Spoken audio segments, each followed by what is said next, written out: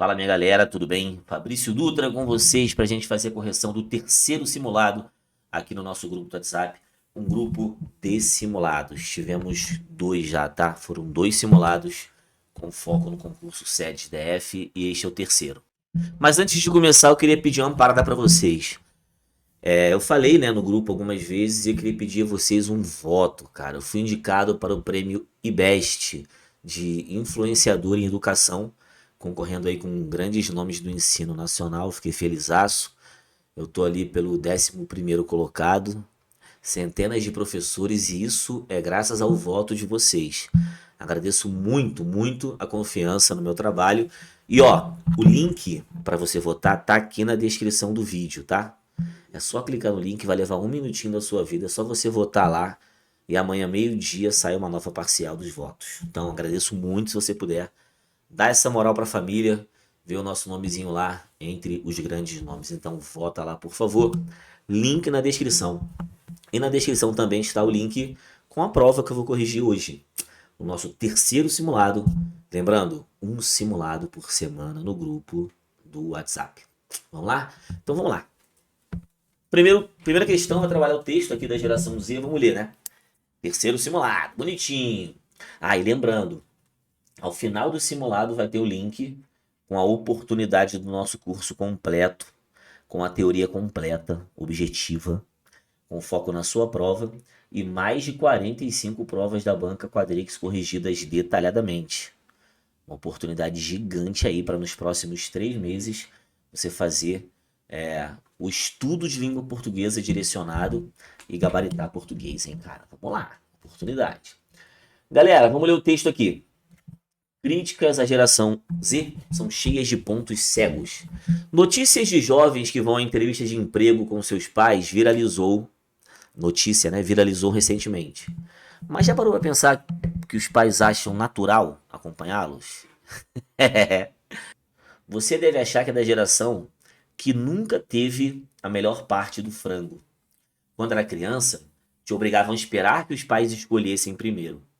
Agora que é adulto, sente-se constrangido, se não obrigado a dar a melhor parte para os filhos, com certeza.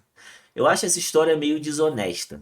Basta perceber que todo adulto se identifica com ela, não importa que idade tenha. O avô que a ouve acha que ela se refere à sua geração, mas o filho que hoje é pai pensa o mesmo. Todos se reconhecem porque é natural que os pais tentem dar o melhor para os seus filhos. Ao mesmo tempo, nenhum filho tem aparato cognitivo e emocional suficiente para aquilatar adequadamente esses esforços, ou seja, para reconhecer os esforços. Daí não nos lembramos de também termos sido privilegiados por eles. É real, eu não tenho por que falar pro meu filho assim, ó. Tu tem o que eu nunca tive. Minha geração já era outra. É como a tola frase que diz que homens fortes criam tempos fáceis.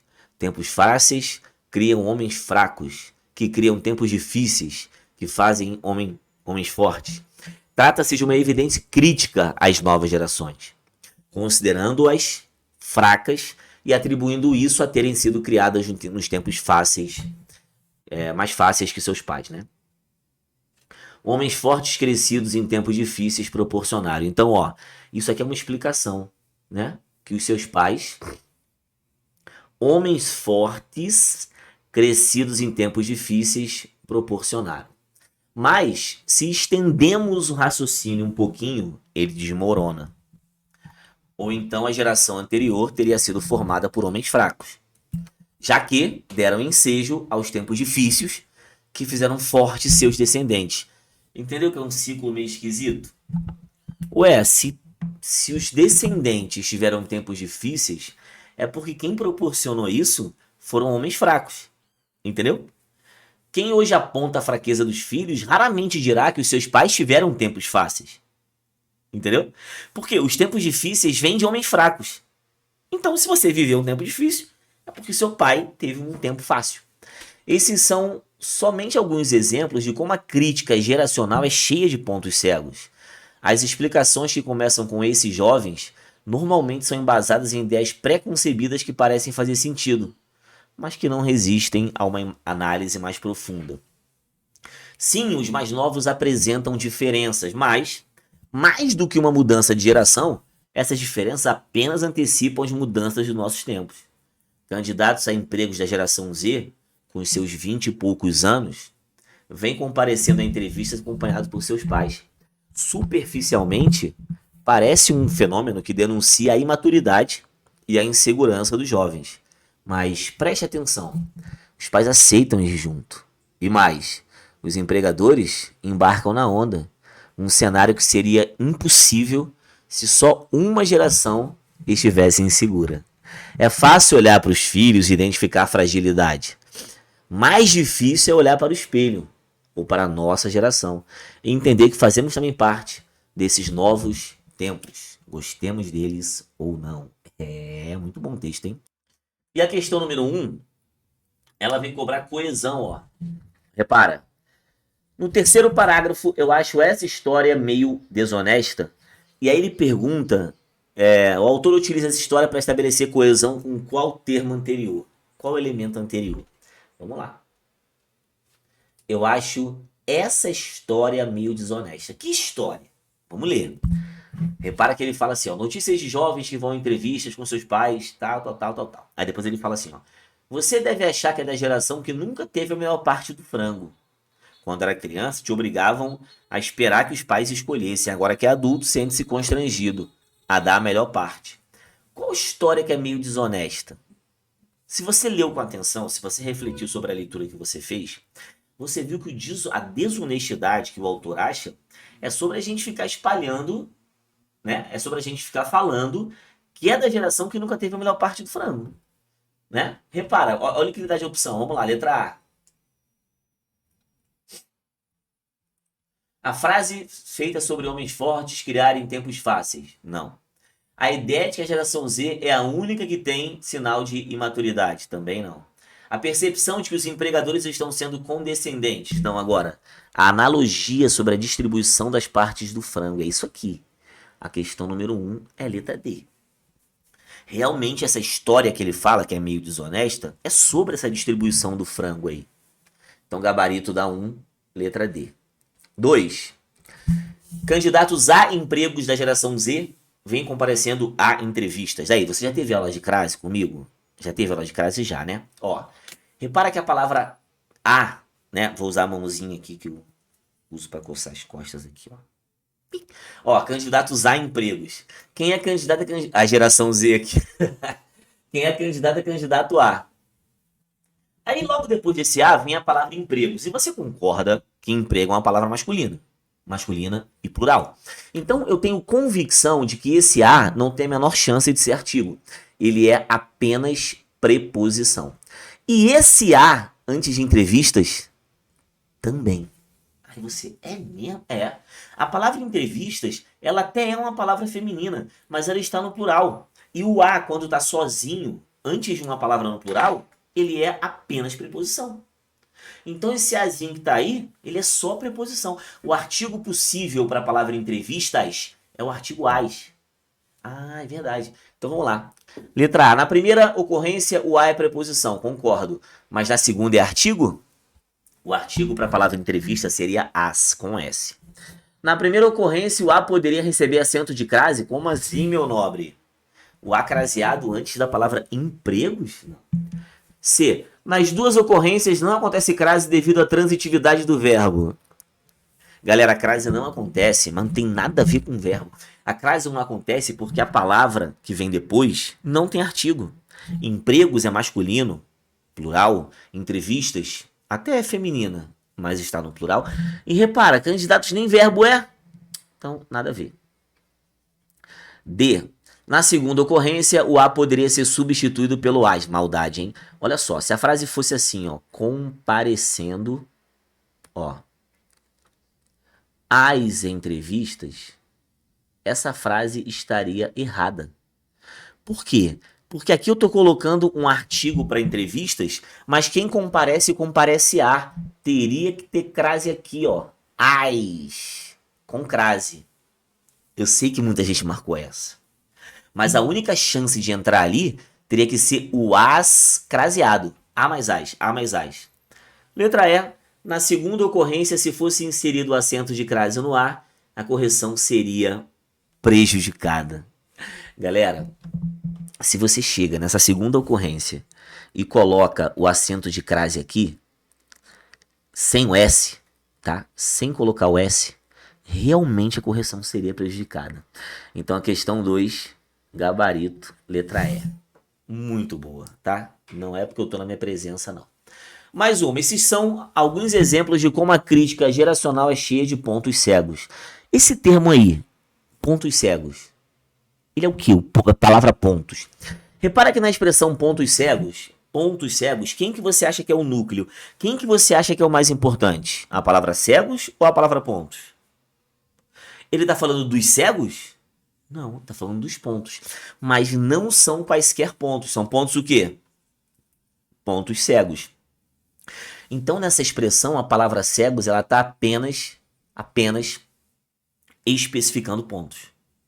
O que nos deixa com a tranquilidade, com a cabeça tranquila de dizer o seguinte: professor, a palavra cegos é um adjetivo do substantivo pontos.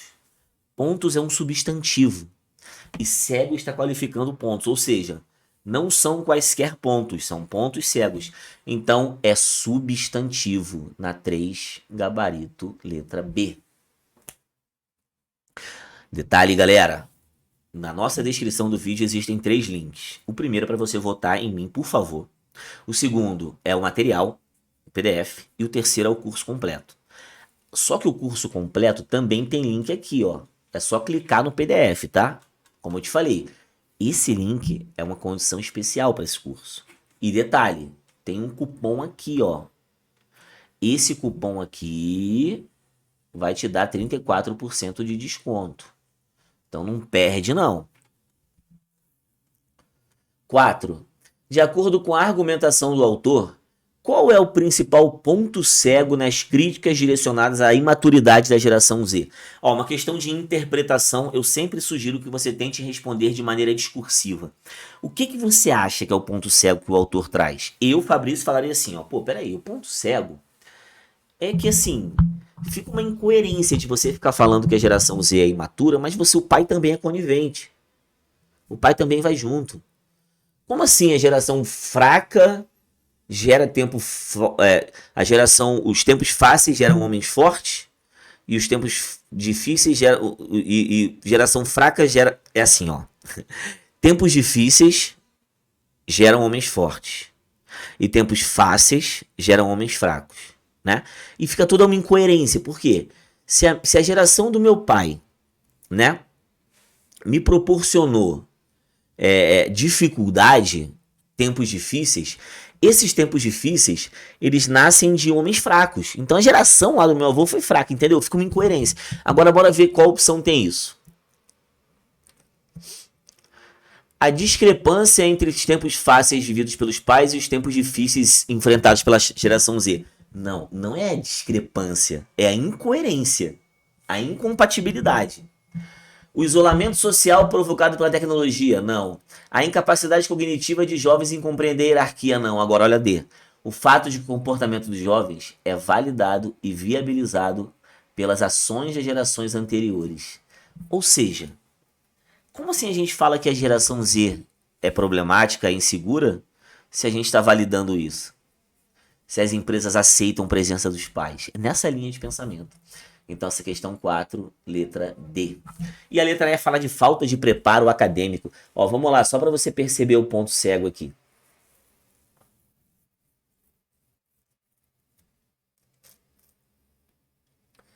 Cadê?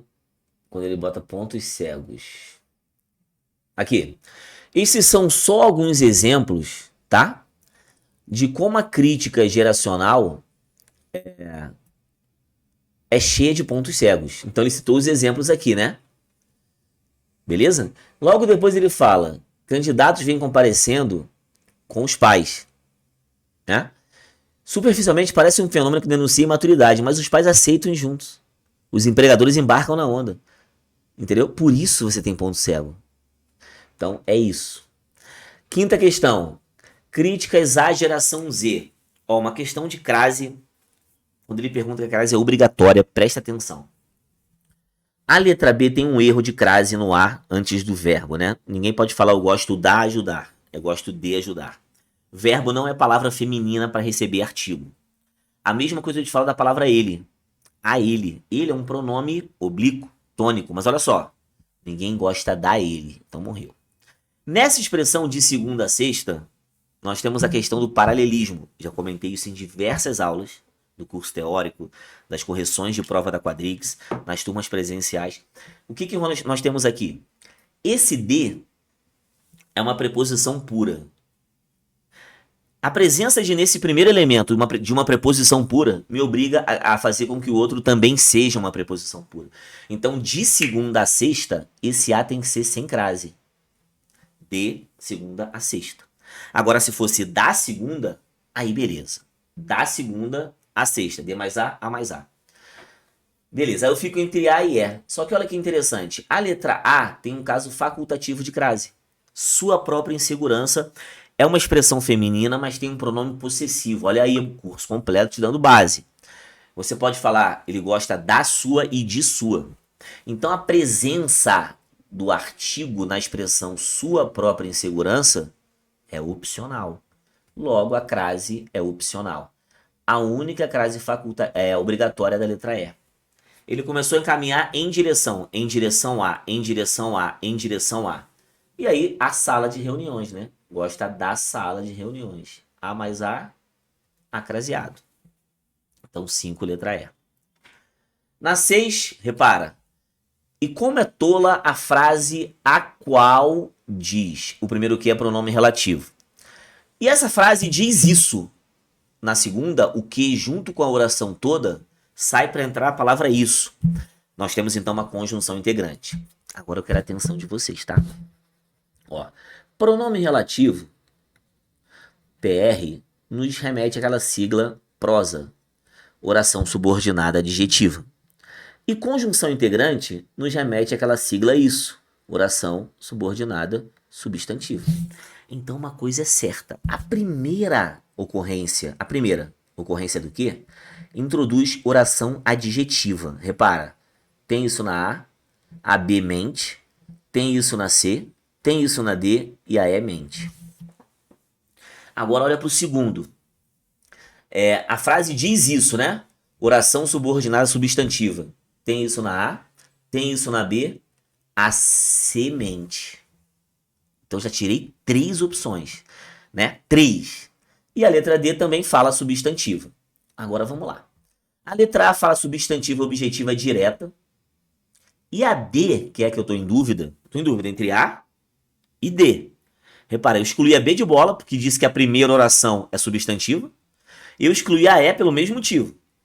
A letra C eu excluí porque ela falou que a segunda oração é adjetiva, mas na verdade ela é substantiva. Só que olha só, a letra A botou objetiva direta e a letra D botou objetiva indireta. Só que olha pra cá, família. Quem diz, diz algo. Quem diz, diz algo.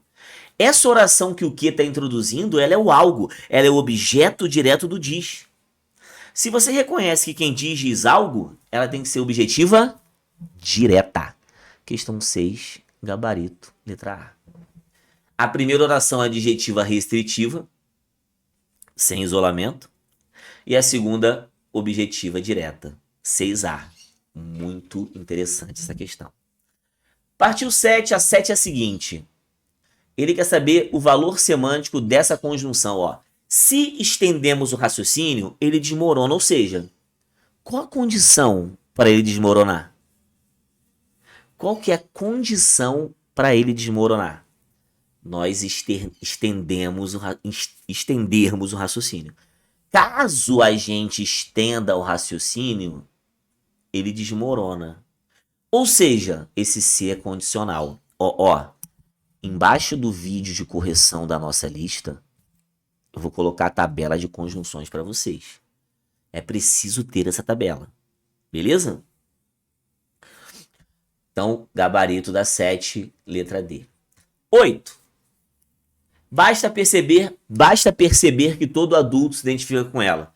Essa oração sublinhada exerce qual função sintática? Gente, é só perguntar para esse verbo aqui, ó. Lembrando que eu perturbo a tua vida falando de ordem indireta, tá? Então pergunta para o verbo bastar quem é o sujeito. Bora perguntar? Bora. O que basta? Aí você... Perceber que todo adulto se identifica com ela. Quando eu pergunto para o verbo bastar o que basta, olha a resposta. Perceber que todo adulto se identifica com ela. Então essa oração toda que está aqui, ela é o sujeito. 8, letra C.